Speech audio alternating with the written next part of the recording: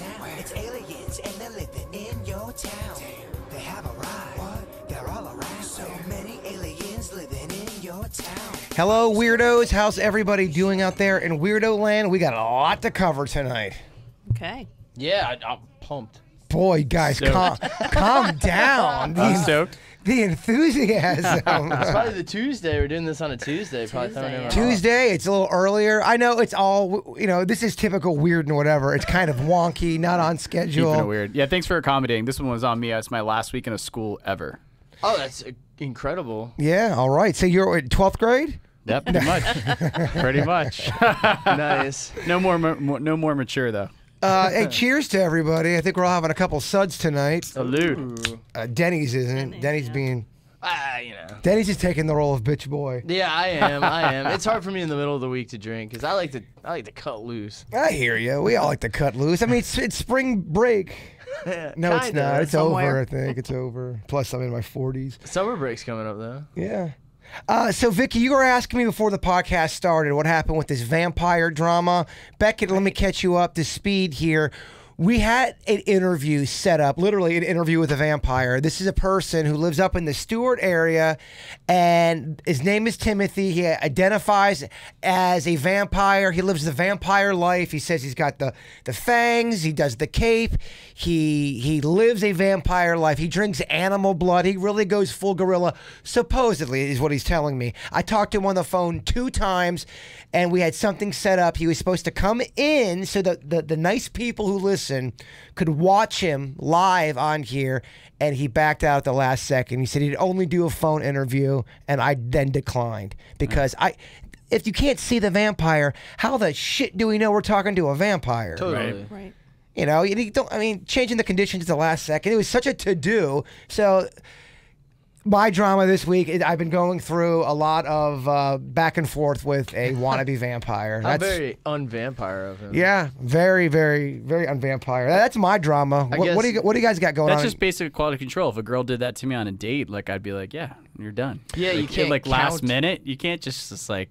Well, he's saying that he was going to be made fun of, and he wasn't going to be made fun of. He heard Virginia talking. Of course, the mouth of the South had things to say, and that scared him away. But we would take care of our vampire. Well, we don't have a live studio audience. It's just us. Yeah, we're cool. Yeah, 100%. We don't judge. Are you worried if he sucks, though? Denny's. Very, very good. Yes. I just wanted to talk with him, but if there is anybody out there that does identify as a vampire and is a member of the vampire community, please email us. What if he just starts with sending us a video?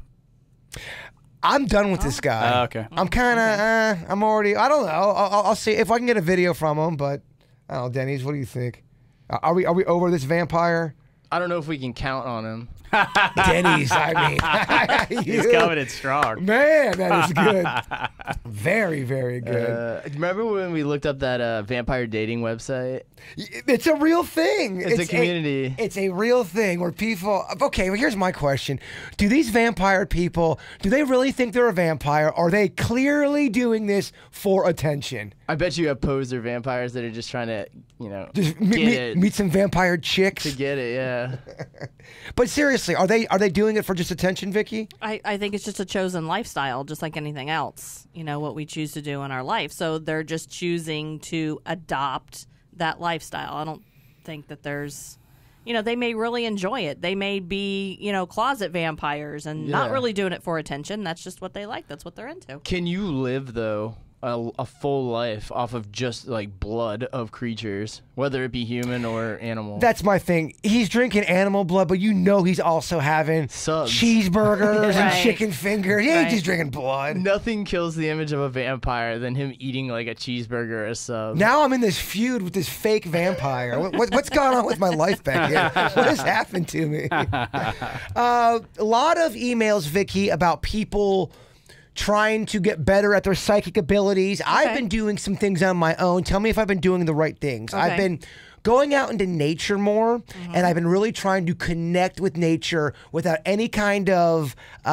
noise, with any kind of distraction, more of like cell phone, all that stuff, and really kind to just quiet my mind, trying to open up to just being more peaceful. Is that the right step in the right direction? Right. That actually serves two purposes. Number one, you're going to be quiet and you're going to be able to hear the spirits or hear your inner voices.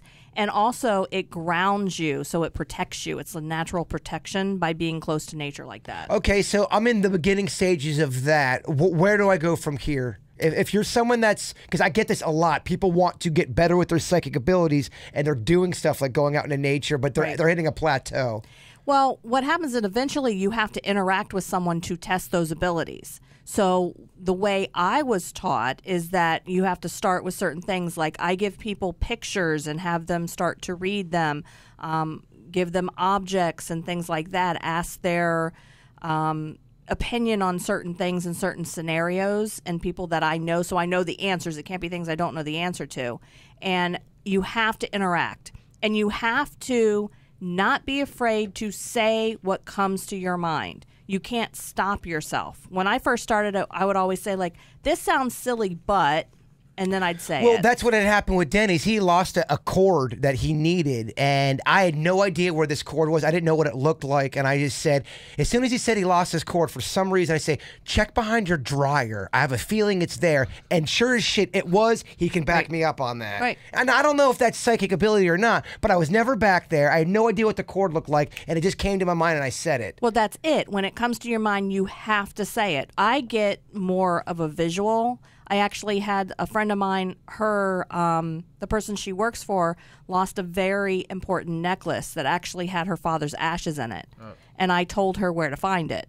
And literally they went and that's right where it was. But that's because I mentally saw a picture of where it was. It is cool when you get it right, because I then did a thing with Magnolia's friend. I said, I don't know why I asked her, we're all having dinner, and I just said, hey, what is the first initial of your grandma's name? And she gave it to me, and I instantly said her name and got it right, and her face dropped. She goes, how did you know that? And that's because I was trying to work on what you were telling me. Right. So the first part is great, going into nature, ground yourself, open yourself up, but you have to interact with someone in order to practice. Becky, what do you think? You hearing me over here, yamming on or gamming on about my psychic abilities? Coincidence, or am I just full of shit? Or both? I think it's a little mix. Okay. Just because I think that, like I've agreed with Denny's, I think that there is something to be said about energies. Whether people have psychic abilities or not, or, you're picking up on some energy or there's some subliminal thing.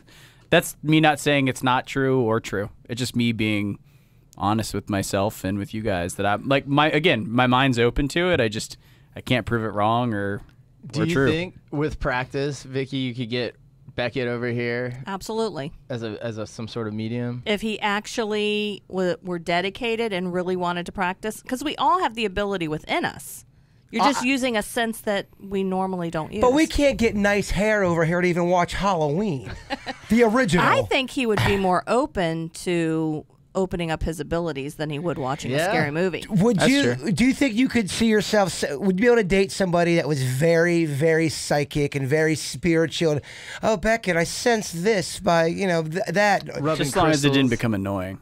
Well, I mean, what does that mean? Like she's using it in situations in our relationship. She's peacocking it. She's totally. She's like, the crystals say you cheated on me, Beckett. We can't go on the ski trip because that's no. You can't be friends with this girl because. But she likes to. No, okay, she doesn't go that far, but she likes to sage the place. Yeah, a little bit. I can get down healing. with. I love that. I can get down with someone that is more empathic than usual.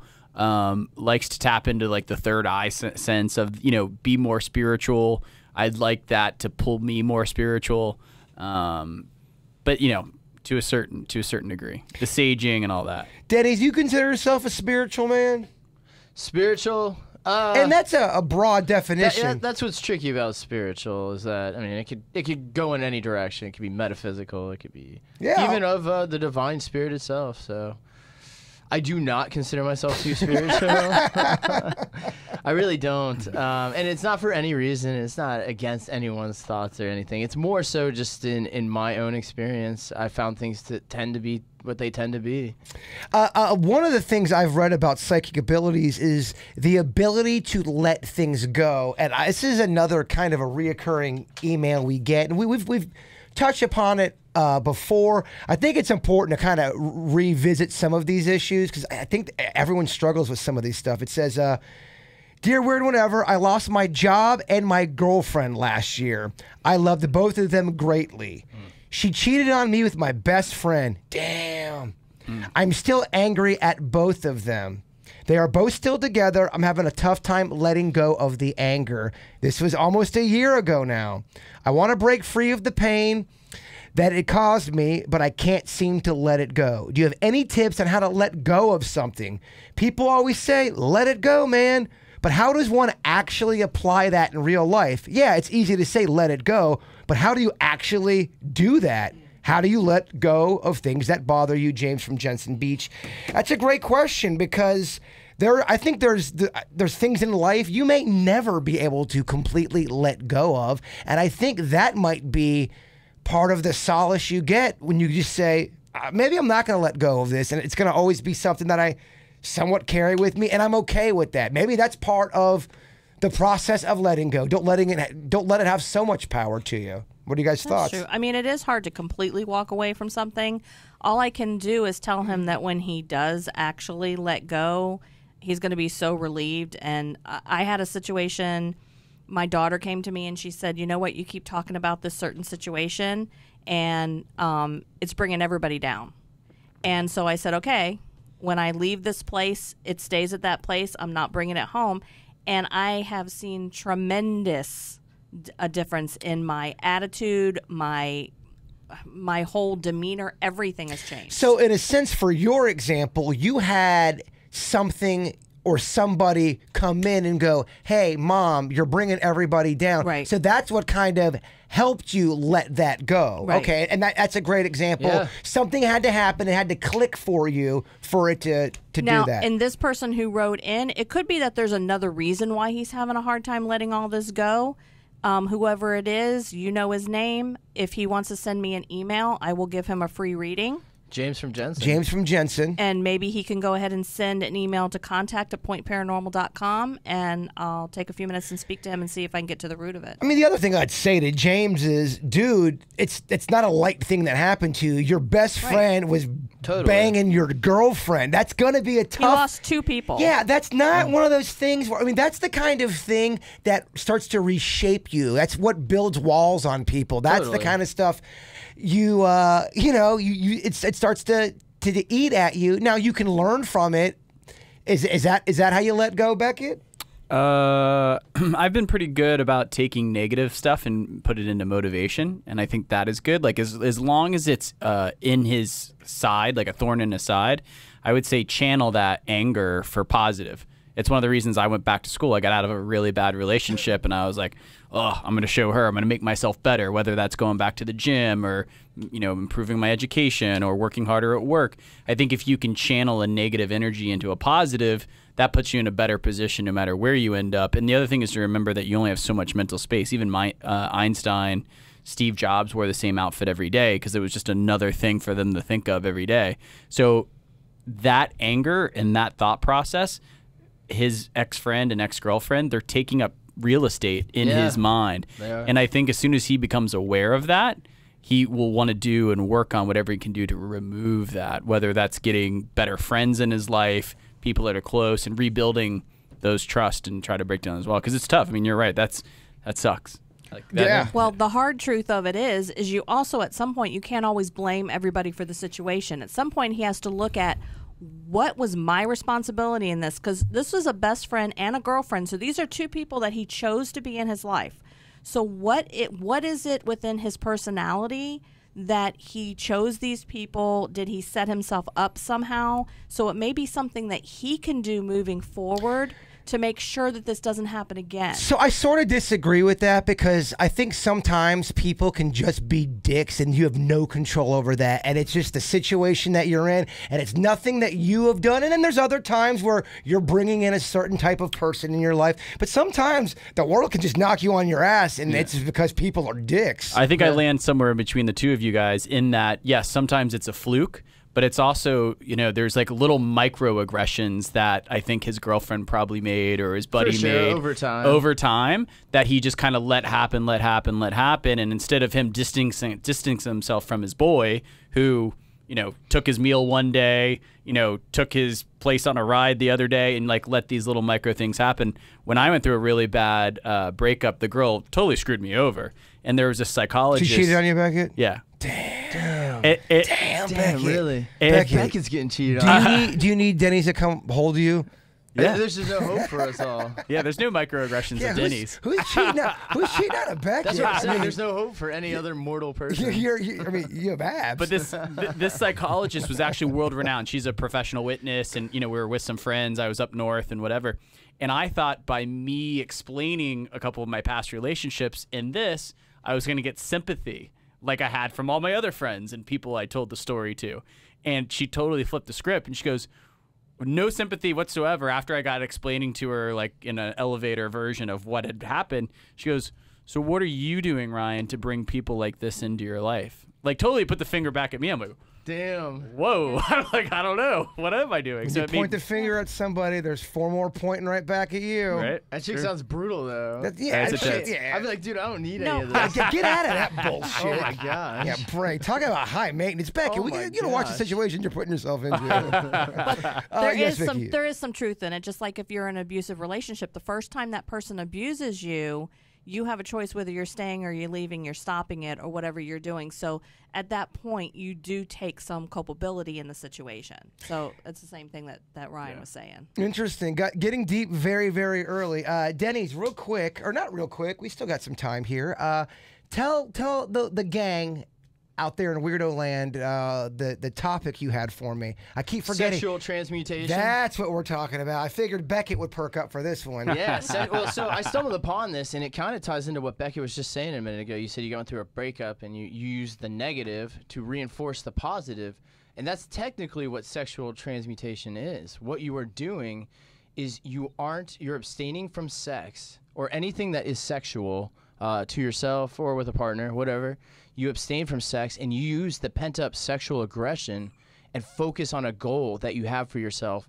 And instead of, the release that sex gives you, you use that pent-upness in order to achieve your goals. Is it sort of kind of like, okay, when you're dating somebody, you go on like a 2 or 3 dates, and then they dump you, and you're feeling, oh, damn, man, gosh, I feel so low. And you take that energy, and you take that whatever, your ego's broken, whatever that negativity is, and you channel it into something else to make you kind of like what he was saying, a better person. You take that negative. I see full circle, Denny's. Well done, Denny's. The theory is that sexual feelings and urges are something that nobody is exempt from. So what you do is instead of releasing it, they say once a person, achieves orgasm or their, the peak.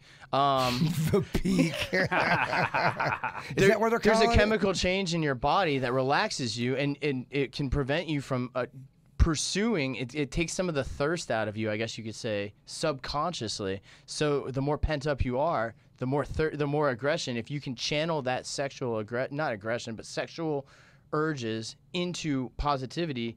There's actually here, I'll read you this little excerpt here. Napoleon Hill wrote a book about this. He interviewed 500 of the richest men and women in the world in the early 1900s and discovered that all of the richest men at the same time used this technique. And it's basically using your desire for sex and channeling that into either success in your business, money, whatever your goal is. Oh, imagine if you don't have sex for 3 years, you could build houses with by yourself. So what do you guys think about that theory? I should be more successful right now. Wow, a lot of jokes going around here. I like this. Totally. It's like a round table. But it would be a practice in which you would channel. So I think that there's a certain type of person that is able to do that. Absolutely. Because I know people that have to have sex all the time. And then I know people that are able to not have sex for a while. Like, I'm a person, I can go a while without having sex and not lose my mind. Every man's got his breaking point, though, Beckett.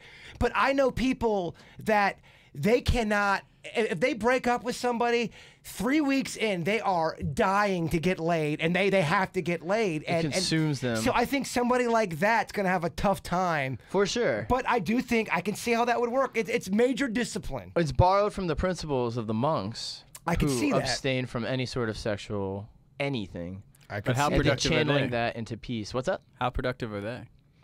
I mean, in their own society, they're pretty Beckett, I don't need to get all these hate emails from the monk community. Yeah. Come on. Vicky, why don't you tell us a little bit about our interview tonight? Okay, our interview is, his name is Keith Linder, and he lives in Seattle, and he bought a home, and it was a brand new home at the time he bought it, fairly new. It hadn't been built very long, and he experienced unbelievable activity, and he wrote a book about it. It's called The Bothell House, Poltergeist of Washington State. He called in, well, actually, they called him. Ghost Adventures went to the house at the time and filmed an episode there. And they had a team come in from the UK. And I've read like about half the book. And I've been an investigator for 12 years. I have never experienced half of what he did in this home.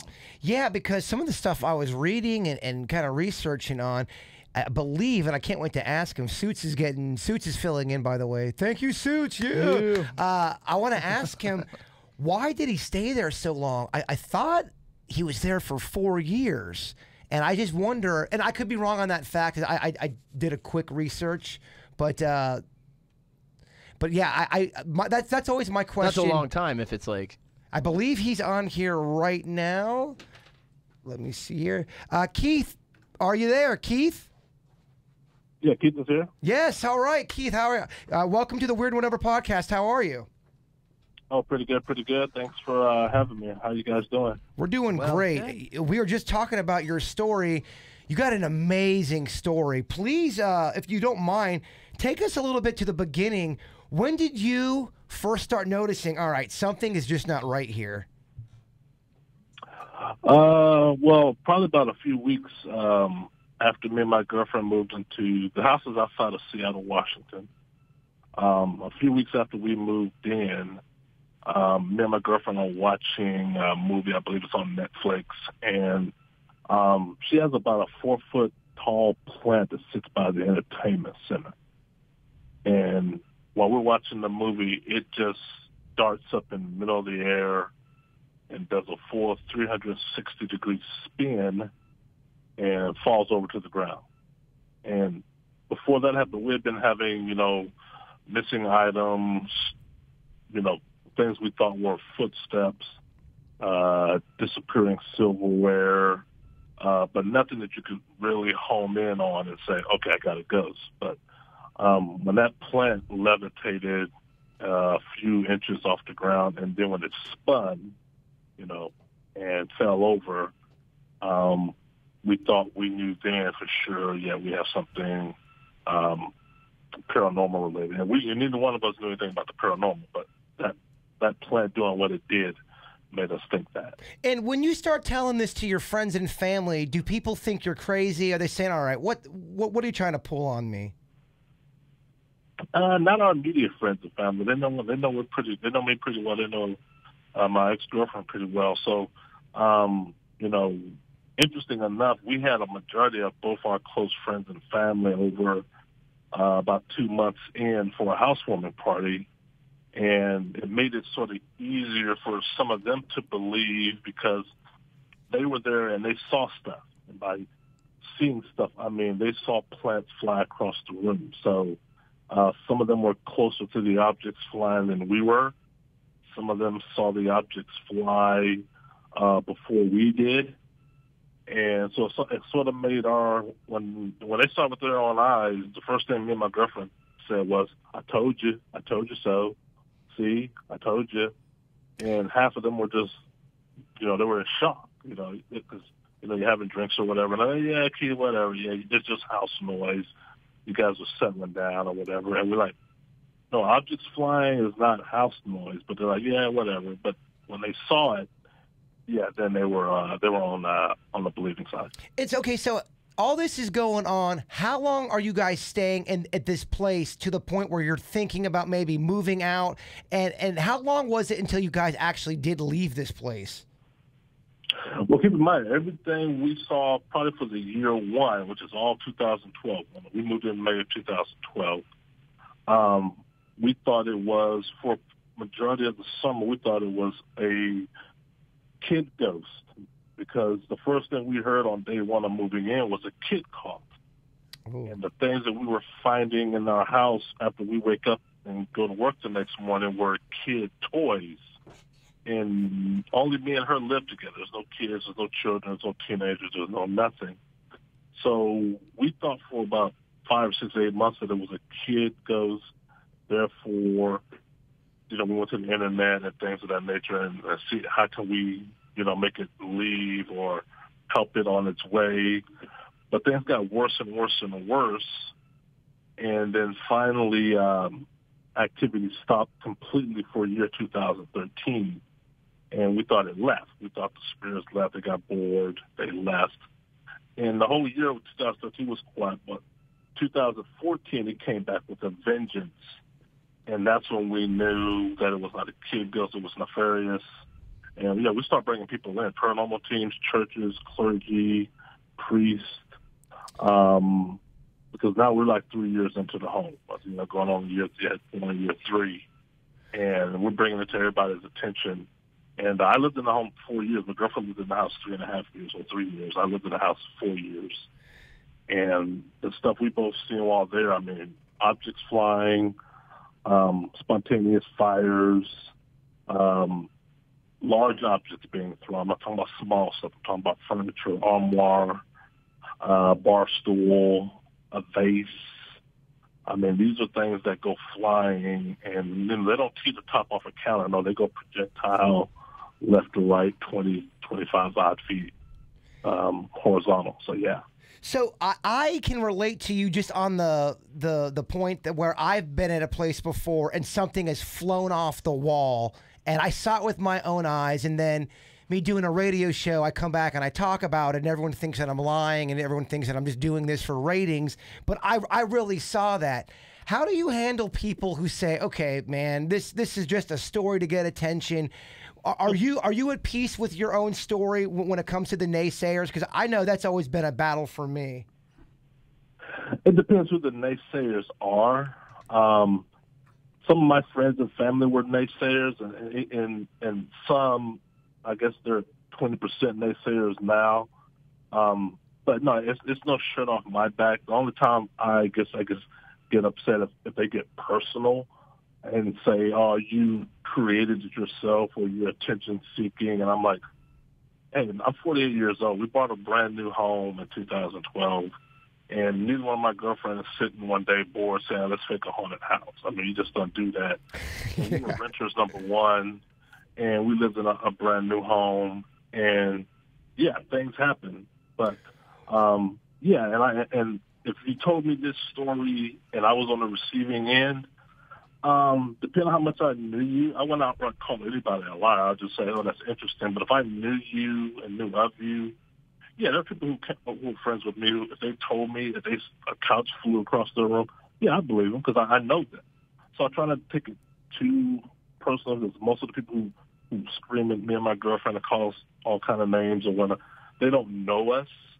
But people who do know us, like, yeah, like people in my job, they know because if I have to leave work early because I have an alarm system set up in my house and they send me emails of video and cameras of the Poltergeist tearing up my house, they see that. They see the inbox filling up with emails, and they're looking over my shoulder, and they know I'm sitting at work, nobody's at home, and all of a sudden my house looks like a tornado went through it. So, people who know me know that. Did you say you have video of any kind of poltergeist? Yeah, because I'm an IT professional, so when we started having phenomena at the yin-yang, the first thing I did was document. I'm a project manager, and I knew this stuff was abnormal. I knew I needed to start creating a log, a history. Like I said, we were renters. And I start creating a log, and I set up a home surveillance, 24-hour motion sensor monitoring. So I would get email alerts whenever activity would break out. The activity broke out when we were there, and it broke out when we were away. And you get notifications. I mean, technology makes it easy to get an email notification. And I did, and yeah, I saved all that stuff and put it on my YouTube channel. That's what attracted a lot of paranormal teams from around the world to come in, because they saw the 3-year, the 4-year due diligence of video, matching photo, and whatnot, and it just blew their minds away. That's awesome. So if anyone wants to check that out, where can we look at that? Because that sounds fascinating. That's a good question. On YouTube right now, just type in Keith L. My name is Keith, last name Linder. Or just type in Keith L. or the words Demons in Seattle, and you'll come up to my channel. The recent video I uploaded over the weekend, because we found so much data, is from the wall markings. The Poltergeist wrote words and letters and stuff on our wall, and me and the organization, the parapsychology organization that I worked along with, was from the UK. They analyze that stuff. I mean, this is what they do for a living, and I put some of that stuff under a microscope, and there's a video of how those wall markings look like at 100 times magnification. Just blows your mind away. Oh, wow. I can't wait to check that out. Does anybody here have a question? Yeah, what did they determine was the actual nature of the haunt? Well, it's kind of like a trifecta, if you will. Some of the phenomena leans itself towards a residual haunting. Okay. Based on the amount of Irish EVPs that they captured while there. And Bothell at that time in the 1800s was heavily Irish populated. Some of the malevolent stuff has to do with some of the Native American burials in and around the Bothell, Washington area.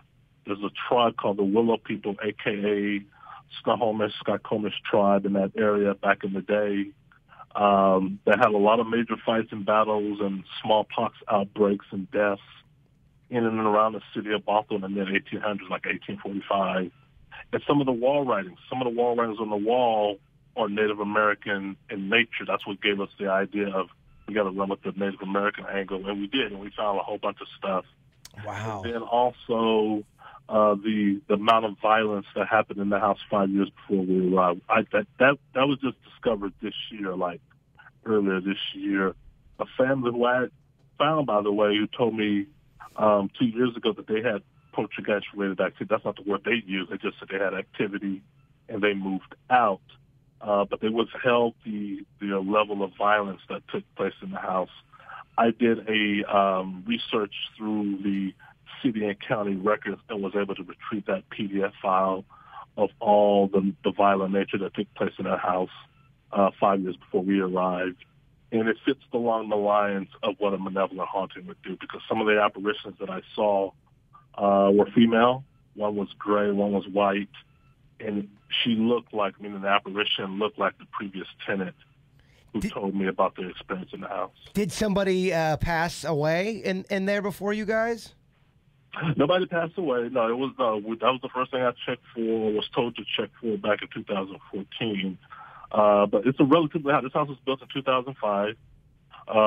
We moved in 2012. And, I mean, it's a regular tract home, nice neighborhood. Every other house looks the same.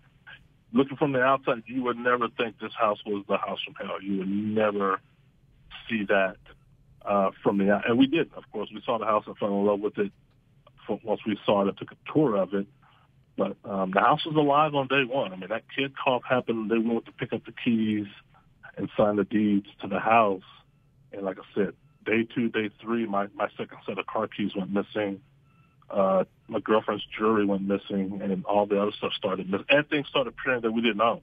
That was a kid toy. So it was an interesting house. Wow. Well, Keith Linder is his name. Keith, what's the name of your book again? The book, The Bothell Hell House, is Bothell, not brothel, but The Bothell Different book. Hell House. Yeah, some people say brothel, but it's The Bothell Hell House.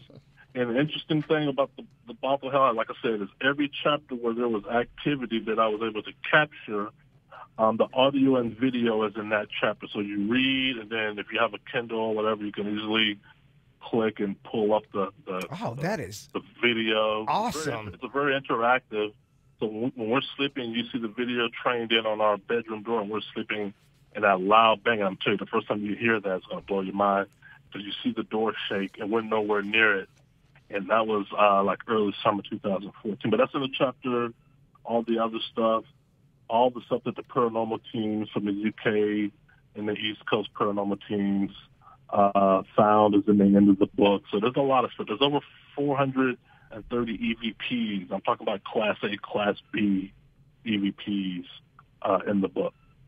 Well, Keith Linder, thank you so much for joining the Weird and Whatever podcast. We really appreciate you taking the time to talk with us. Hey, thanks for having me. I appreciate it. Thank you very much. Okay, take care.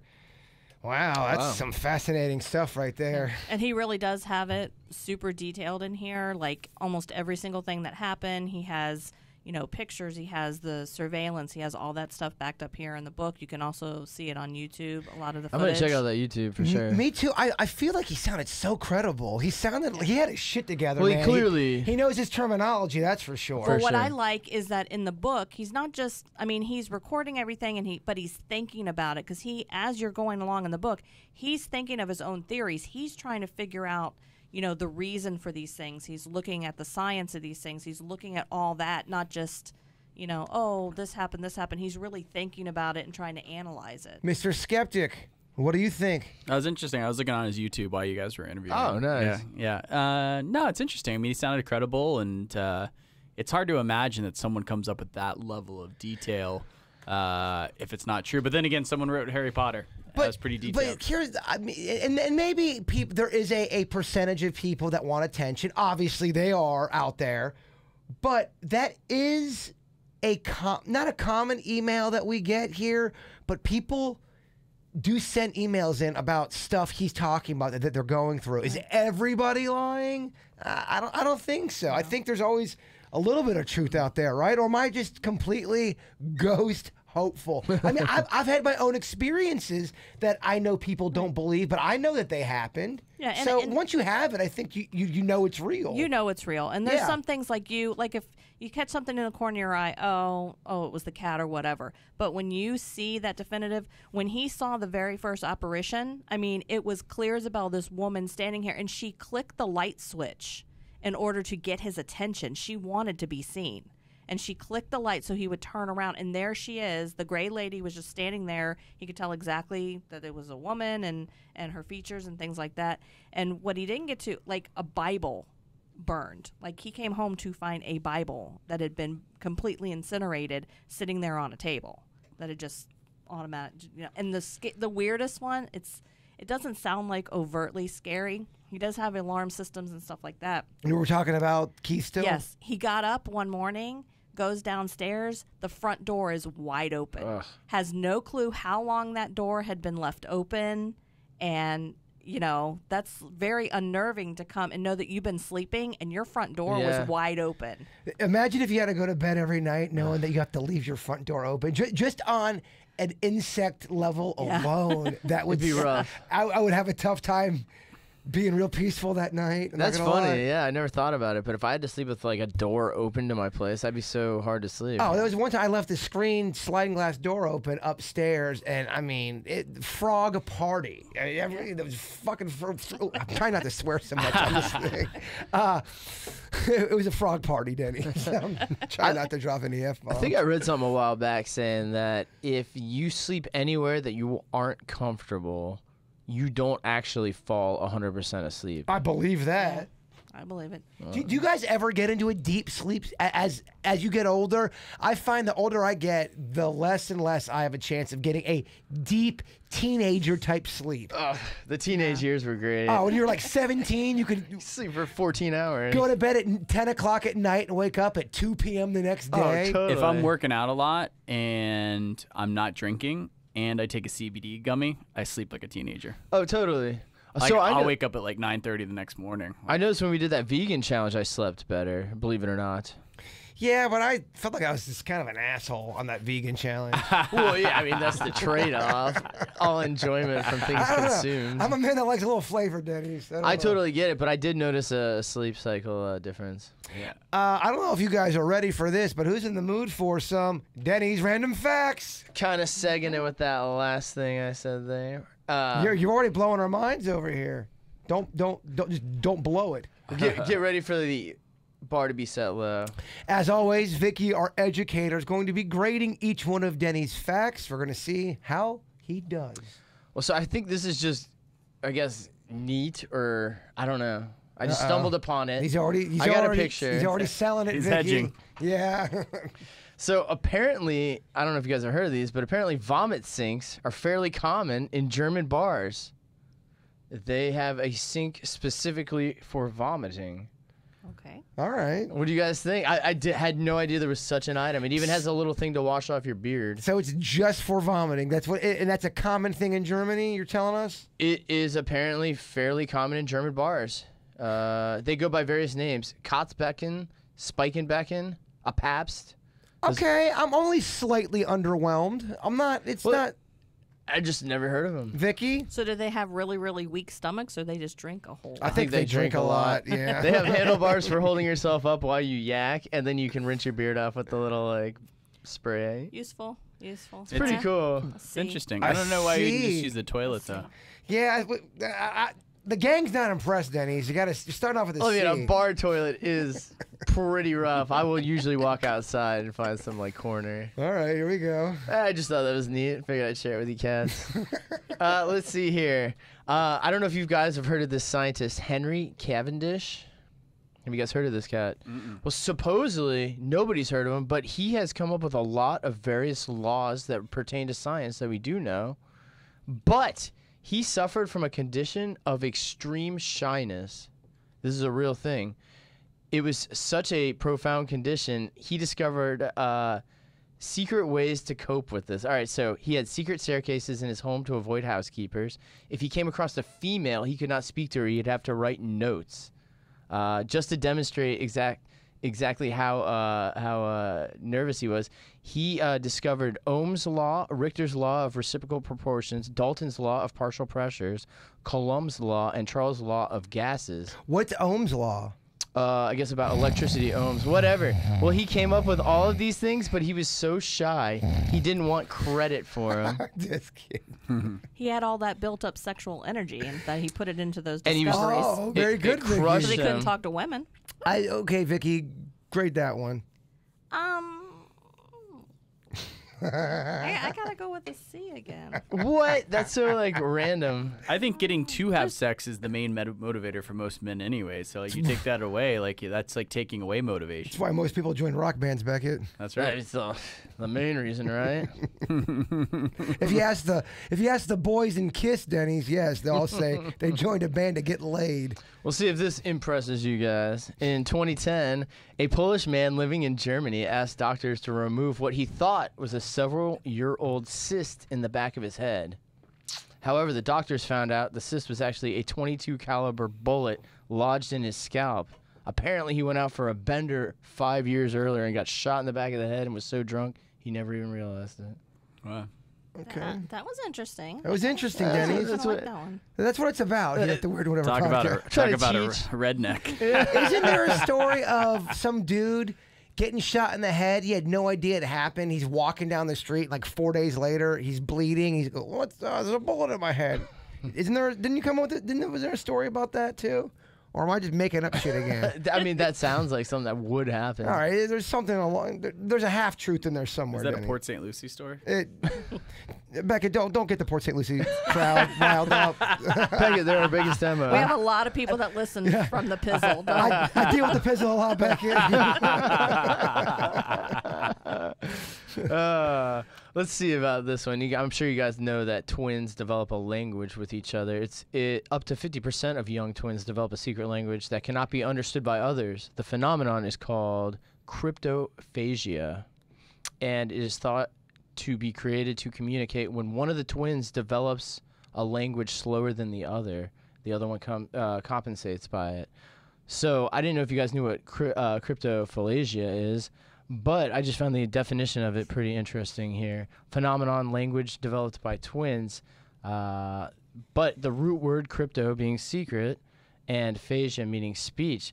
What's funny, though, is linguists confuse it with ideoglossia, which is a language that's only known by a small tribe or a few people, being the main difference, not one other person, but a group of people that all know a secret language. Oh, I'm sure if we were all stuck on an island together for several years, and there was also another group there that were trying to kill us, and we had to protect one another, we'd come up with some kind of a secret language. By the way, we need to come up with a code if we're ever in a situation where, like a terrorist situation, where we all want to jump the terrorists together at the same time. What we'll do is I'll just go like this. I'll make a little pig nose, like that. I won't do the oink, but I'll just go like that, and that means we all attack the terrorist in 3 seconds. Will you guys remember that? Got it. Pig noise. Yeah. Pig nose. Pig nose. Yes. I'll go like that, and then when I do the pig nose, within 3 seconds we all attack the terrorist. Right. Will you guys remember that? You don't think he'll notice? We should let's blink 10 times. He'll never. That pig nose is way too recognizable. I might blink anyway because of anxiety. But it's 10 times. Check. Beckett. Oh, that looks so. Nobody would It see just that. look like your contacts dry. That's what I'm saying. No, watch he this. would never know. Watch this, the pig nose technique. You have to check on the YouTube. You act like you're itching your nose. Watch, I'm going to do it to Vicky, right. and we would know in 3 seconds. Terrorist just comes in. And then That's so whatever, slight. dude. We would never see that. 10 times blinking's better. Like Jaybird's sick. Terrorist comes in. I'm like this. Oh, he's going to be like... There's oh, no way he would see that. He's going to go, he's doing Morse code with his eyes. He's blinking Morse There's code. no way. Oh, You think yeah. something was in my eye. Yeah, you're blinking Morse code, dude. I think we're gonna die. Yeah, I think probably. it's gonna work. He'll see the pig nose and shoot us. All right, what do you guys got for our code? Me and Denny's are doing the heavy lifting over here. Yeah. All right, thanks for the input, All guys. right, well, we gotta think about it. Clearly, they don't what- care about this. What if you just Yeah. did like the Indian? I think you would know it. That's going to be not only offensive, it's going to also... We're gonna get shot. Yeah, we're going to get killed, Becky. My friend and I had a secret code because my parents would go to like bluegrass festivals and leave me alone, and he lived across the street. So he said, listen, if I call you and somebody's broken into the house and they let you answer the phone, you say, no, I don't want any frozen pizza. And that was his signal to call the police. Okay, the very little cool. phrase. Okay, Very- okay, so we need to come up with a phrase then. Pizza. So- It should be nah. something about pizza. So I'm too close to the subject. It's got to be something completely... no way you're not How about gonna- this? No, thank you. I do not want egg salad. Be like, damn, now we're All never right. gonna get that pizza. No, because I could really say that in real life. I would never say something along the lines of, "Oh no, I don't want egg salad." How about if you just said, I want pineapple on my pizza? Then No, I gotta get out of pizza, Beckett. I'm too close to it. But you would It's gotta be never something say you that. hate. I might say that. You would- what? I know people who like pineapple. But you don't. No, but I eat pizza with other people. Yeah, okay. I don't And know. you would sacrifice. I just think me saying something like egg salad would be a better code word. Vicky, what do you got? Do you like that? I think you would never say Yeah, egg it'd have salad. to be something you would never ever say. Well, let's practice right now. The terrorist just came in, and you have to give me a voice memo. be like, I want to hook up with that dude. Yeah, that would work. You would never say that, right? No. But you're also thinking that we're gonna have like a chance to actually speak while the terrorists have the guns on us. So I'm I just don't think trying they're to- gonna let us have free conversation. Okay, but I'm just trying to say. Let's say I get kidnapped, and I have one chance to call y'all. We gotta get our shit Like together. something like you mine. say that we know something's going down. This is a Denny's, don't you mess. like mine? Which I mean, you probably would Just never say that. oh my God, I miss Beckett so much. No, you But might I really, say that. I would say that. Yeah. This is completely. I like mine. I know. I said I was gonna stop swearing, but this is completely fucked. All right, Dennis, give us one more mediocre fact. This one's for the bird. In 2008, Flea, the bass player of Red Hot Chili Peppers, enrolled as a freshman at the University of Southern California's music program to learn the academic side of music. Bird, you can always get back into it. I love it. That's great. Bird plays from the heart when he plays guitar. He's trying to get back to the basics and learn the roots of why he's playing what he's playing. Interesting. Interesting. He came from a famous band, and he goes, you know what? I've been playing this instrument. I should go back and actually learn this I instrument. believe the Beatles did that too. They got to a point Totally. where they already had some hits, and look, just because you write a hit song doesn't necessarily mean you are a great musician. Absolutely. If you don't continuously work on your craft. I mean, I've been listening to a lot of Kiss lately. Long story. I'm clearly going through something. But Paul Stanley was talking about when they had their first album.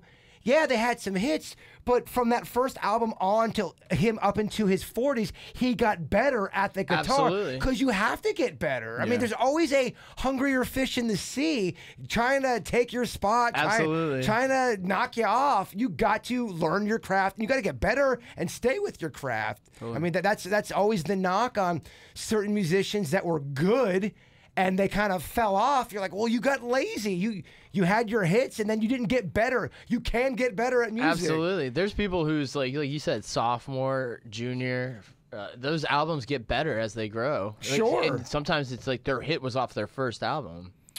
My buddy was one of those quasi-successful boy bands launched out of Orlando with that Perlman producer Oh guy. yeah. Denny's Was it worked there. O-Town, C-Note? It was Natural. Natural? That's Yeah. funny. Yeah, yeah. So Denny's some of those, Denny's was one I of used to the- work at that studio. Oh, did you see the documentary that just came out? I haven't yet. In fact, we talked about that on the show. Kevin showed it to me, Yeah. so I got to totally watch that. But yeah, I was post all of the big boy band stuff. Yeah. But I worked at that studio. Yeah. It's So he crazy. was one of the lead guitarists, vocals, did really well, and then after that band separated, he went back and studied a bunch of different instruments so he could compose, like the piano and whatever, so he'd be a better writer. Absolutely, and selling the songs is where the money's at. You got to get better at your craft. Yeah. Well, and you get rusty, man. The things that you love, the things that are cool, or whatever considered cool, that you get rusty at them quick, and people are always trying to take your shit. Even when we are off as a morning show, if we're off for, like during Christmas break, we're off for 10, 12 days, we come back. It's clunky Monday through Wednesday. We don't start getting back sort of on stride till Thursday, and you're already so wiped out from getting back to the schedule. Right. You take a break from anything. The same thing with running. If you're a runner, it takes not a long time for you to start losing your wind again. I mean, Totally. if you're running every day, I noticed a difference when I was running every single day, and I cut it down to 4 days a week. I was struggling during those 4 days. You lose that shit quick. Running is awful. Running abs, you lose quick too. Can I get an amen? How the running's the devil? Oh, dude, I took a 10-year hiatus. I'm still on it. Becky, you probably run with the buffaloes or some shit. No, Some spiritual running. yeah, I do a lot of running, but for sure, just like going out of the gym for 2 weeks, just going back sucks. Yeah. Just sucks. What are your guys' thoughts on doing some form of exercise? And when I mean exercise, you don't have to go run. You don't have to go do push-ups. Maybe just taking a walk. Because it's been linked to a lot of studies. The geniuses of our time, they like to take walks. I don't know, something about being in nature, walking. It does something to get the wheels turning. And I agree with that. Sometimes when you're out looking at the trees and looking at animals, you're so locked into that, things just start coming into your head. Ideas, no matter what field you're into, whatever you're passionate about, and almost like it starts to kind of work a little bit. You guys ever experienced that? I'm one of the few people who actually likes the treadmill. I like the treadmill too, honestly. Because you don't have to think about what you're doing, but you're thinking about other things. I don't hate the treadmill because the treadmill keeps me disciplined, but I would say don't be a slave to the treadmill. I think you need to mix it up. I think we need to be out in more nature. I really do. They have linked vitamin D deficiency to depression. So, and they said that, I think I read I can't remember quite the number, but I think it was like 22% of Americans have a vitamin D deficiency.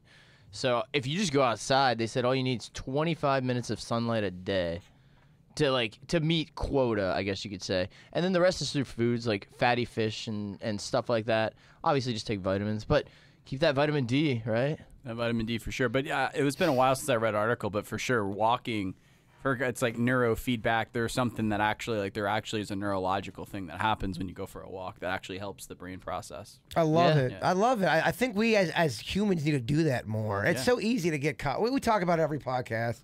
It's so easy to get caught up in the rat race. Yeah. Go out into nature. I think we're designed to work and use our bodies. Well, I think too we're designed to work because we need something to keep our minds occupied. Well, yeah.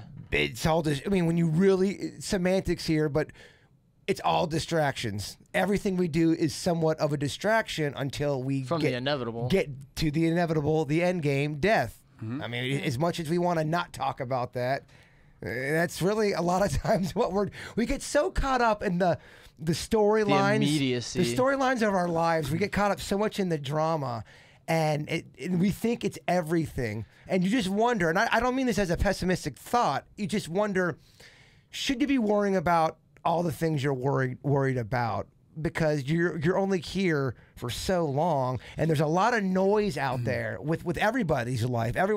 You can always find something that can bother you and bring you down. Yeah. And it might be a change of thinking possibly. Well, I just read a book by Aubrey Marcus, a guy from On It Nutrition. He's got a big podcast. Aubrey Marcus, he's good buddies with Joe Rogan, and his book was talking about. I kind of lost my train of thought.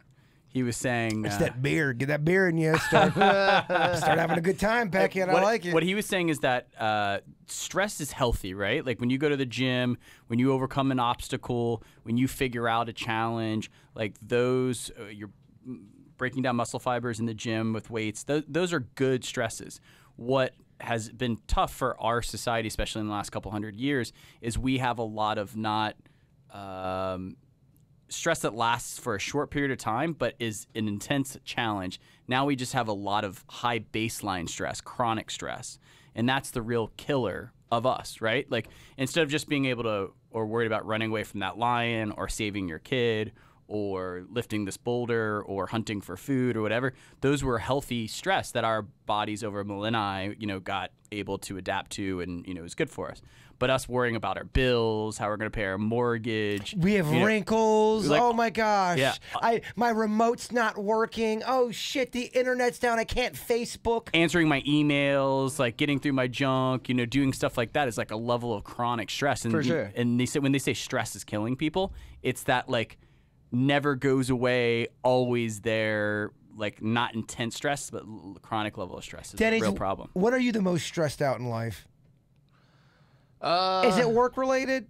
No, I think like Becca said, healthy stress. I think work can be a healthy stress. If it's an unhealthy stress, then that means there's probably some sort of factor affecting your normal. I guess what I'm asking is, what is your unhealthy stress? Because I think everyone's got them. No one doesn't have that. Totally. My stresses are, I guess you could say on a weekly basis, just depending on what we have. So if we have a big event or something that I have to get things ready for, that can be stressful. But like I said, that's a rewarding stress. You get to the end of that. Stresses that aren't rewarding, I would think, or like, so if you have to drive in traffic, that would be causing stress that's unrewarding. Running errands, stuff in that And getting such. mad about doing it and getting all pissy. Yeah, I mean, that's an unnecessary stress. And I'm sure stresses will diminish in the future as like driving cars, as we get more luxuries as we go on. But I feel like humans subconsciously crave these stresses and dramas. I think we just, by nature, humans love drama. Like, we watch TV shows with drama. We go on social media, there's drama. We got drama in our personal lives. We got drama in our work lives. And then we come home, and when we relax, we do things where we're watching other drama. Like, we're literally only entertained by what humans in our drama and stresses relating to other people. They got focus groups for people to talk about the stresses and the dramas that they experience in their lives.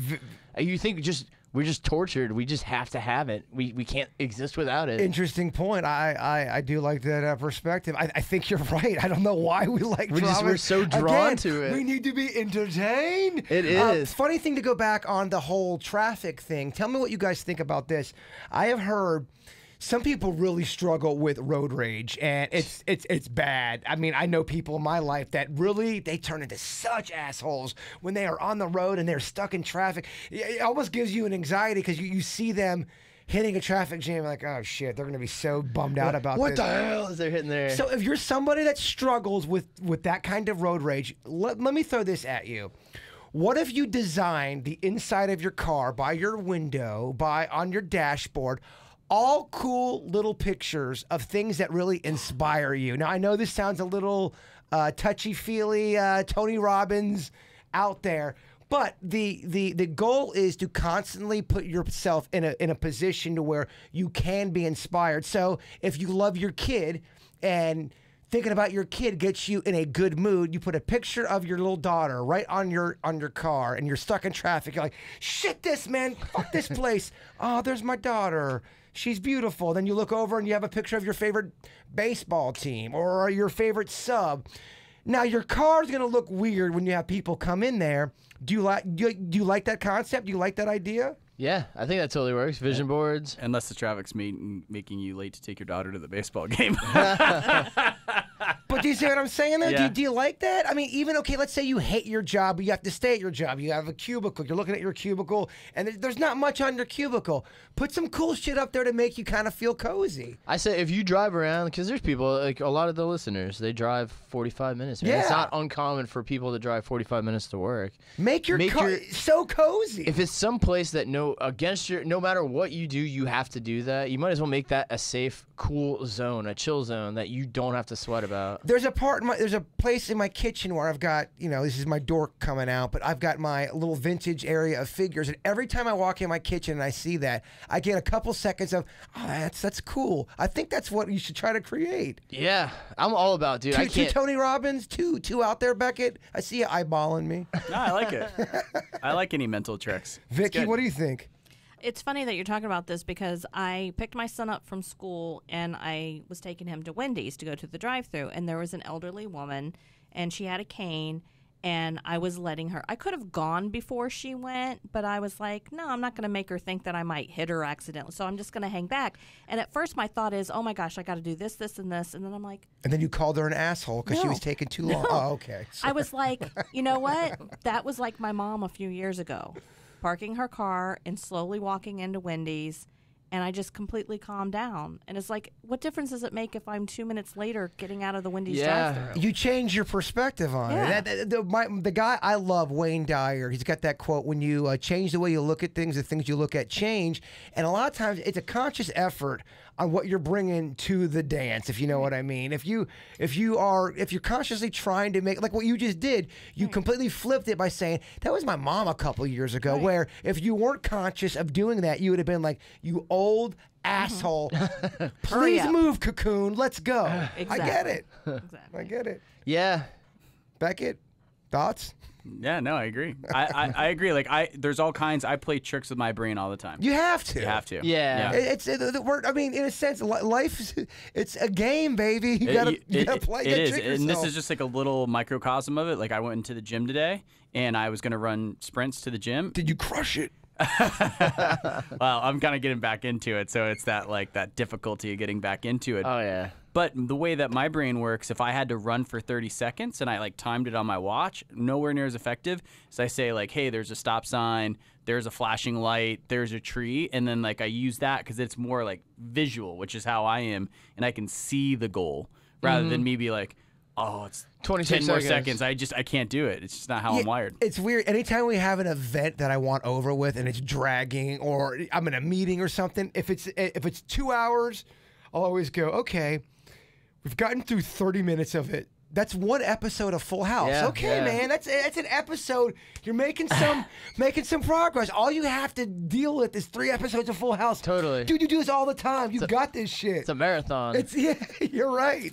Do you look at Aunt Becky the same now that she cheated? I mean, my whole thing about that whole thing, I am so not shocked that yeah. That people. rich people were paying for shit that's not fair. Okay, welcome to the first day money ever was invented. I mean, That's what I mean. I figured that had to have been going on. There's other types of schemes too. that's one of those stories that the media loves because they know people are going to be so. People love to be. It's gonna be mob. Well, the people love to be pissed off at Yeah. people who have things, who have privileged lives. They want to bring them down, and then I mean it's perfect fodder for the media. I mean the jokes. Aunt Becky went to the court, taking pictures and signing autographs, smiling. It's like, don't you know what you're there for? Right. She's acting like it was a red carpet of it. You can't make that shit up. Yeah. It's good stuff. Mercy. But people are hungry to take down anybody that has some kind of, It happens all the time. It's like people donate a bunch of money to the cops and they get that little police I used to rock police that sticker thing. on their license plate, or like my friends with St. Andrews, their parents donated some money to the new gym, and like that. Humans are terrible when there's any kind of power ever involved. Yeah. History has proven humans don't do that well with power. Oh yeah, yeah.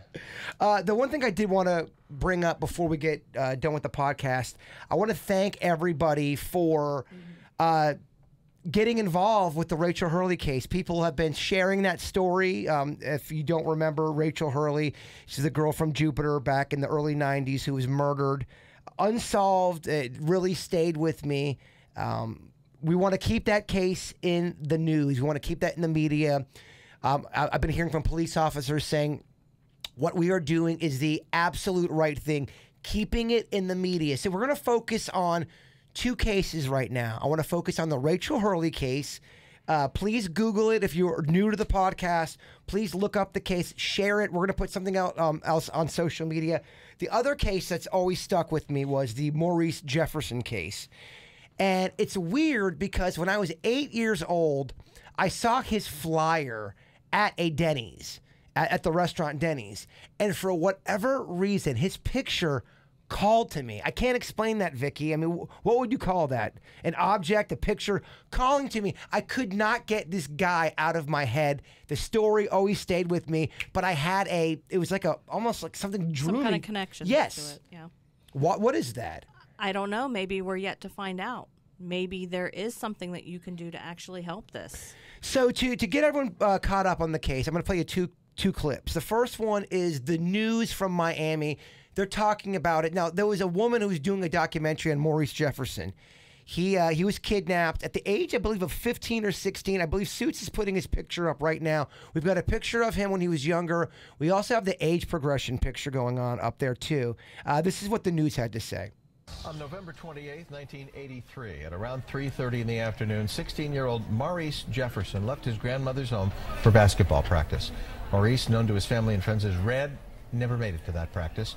A new documentary being filmed now by author and poet Terry A. O'Neill hopes to answer the question that has been haunting his family from that date. What ever happened to Maurice Jefferson?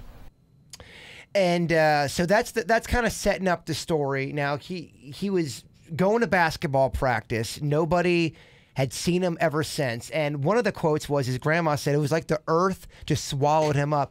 I want to read you a quote, too, just to keep this in mind and everybody. His mom said this. This is a terrible quote. Did you just spill a beer, Vicky?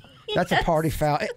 During the serious segment, Vicky, really? That's my act. I heard something clink up over there. Well, it's in your spot, so you'll smell it. It's totally fine.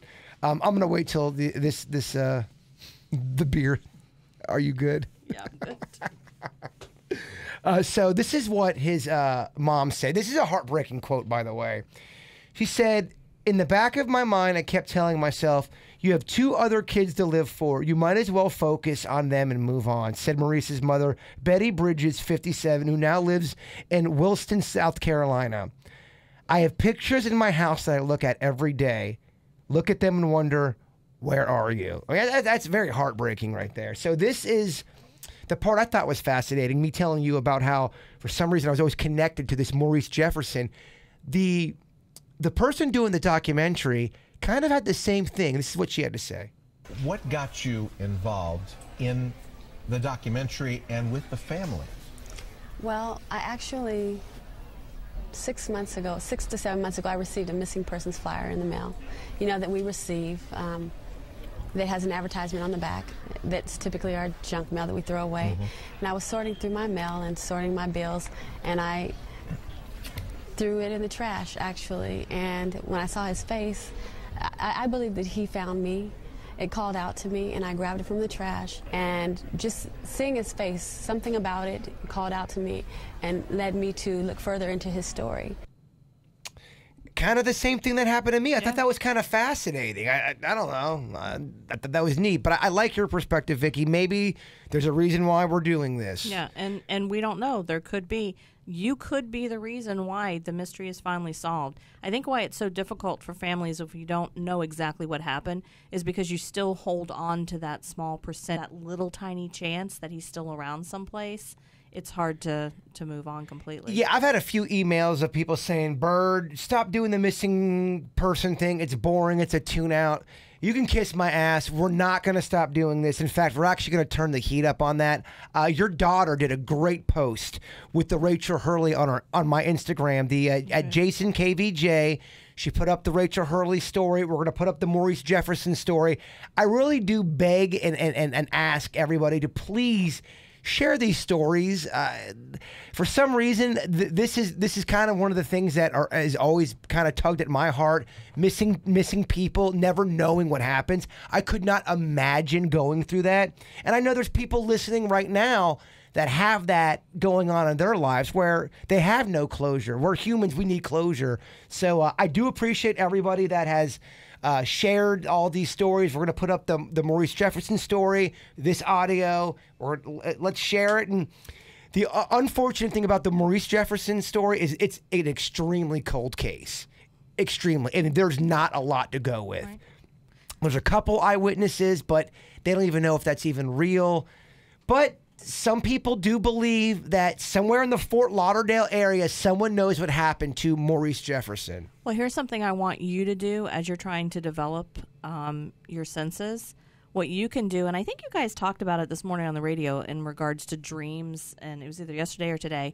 You're talking about asking, solve this problem or whatever. I want you every night before you go to sleep, I want you to say, please show me something that can help with this case. Okay, I like it. And see if you get any messages. And try to remember the key is like when you first wake up, write it down immediately. Got ya. So you don't lose it. But make that conscious effort to say, I want to know, show me something. I love it. That's a very great tip. And for anyone that's also playing along at home, trying to become a psychic, it's a good thing you could do. Well, along with that, I've been toying with doing like a meetup for people who might want to do that. So, maybe we can see if people want to write in if they would be interested in maybe doing a Psychic 101 meetup. I can give everybody pointers. We can all get together and, I love it. Get a chance to do that. I think that's a great idea. Let's do all of this shit. We update on the studio. We are very close. I know we keep saying awesome. That. Thank you. It does. It's going to be good.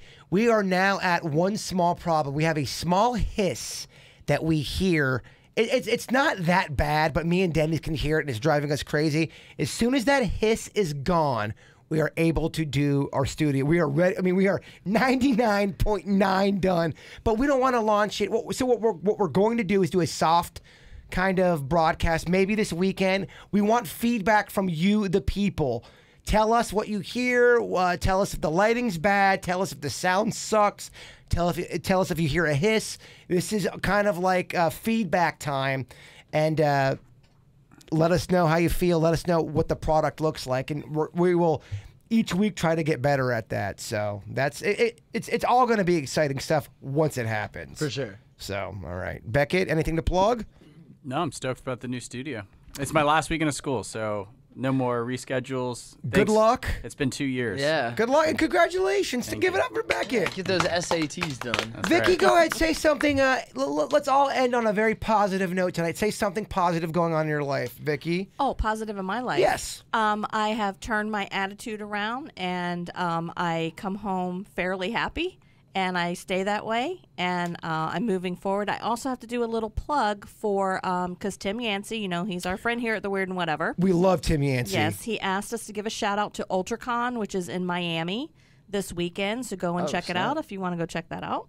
Love it. Just Google it, UltraCon. Very, very good. And yes, if anyone wants to get a psychic reading with you, Vicky, and everyone raves, you are a fan favorite. So how does one get a psychic reading? Just send me an email to contact@pointparanormal.com, and I'll get back to you as soon as I can. Actually, somebody contacted me a couple weeks ago, and I didn't speak to her. I actually did it through text. And she told her friend, and then she sent me an email. Sorry, I know you sent the email twice. I'll get to you, I promise. You need to charge because you're actually one of the very few good psychics out there. And look, we all got bills to pay. So yeah, let's get let's get some clientele for Vicky. I have people constantly asking me, I need a reading from Vicky.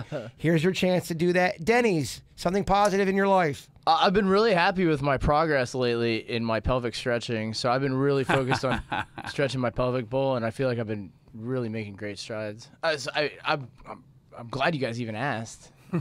You're mocking this No, segment. I am not. I literally have been stretching. You're a mock cop. I found a new technique.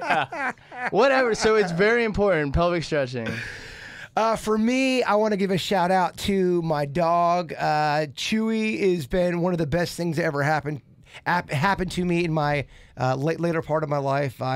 He's been feeling sick. He is feeling better now, so that's a positive note to end on. Awesome. To Chewy, yeah, Chewy. yeah. We love you all, and Bigfoot is real. What was that? What? What's that sound? It's aliens and they're living in your town.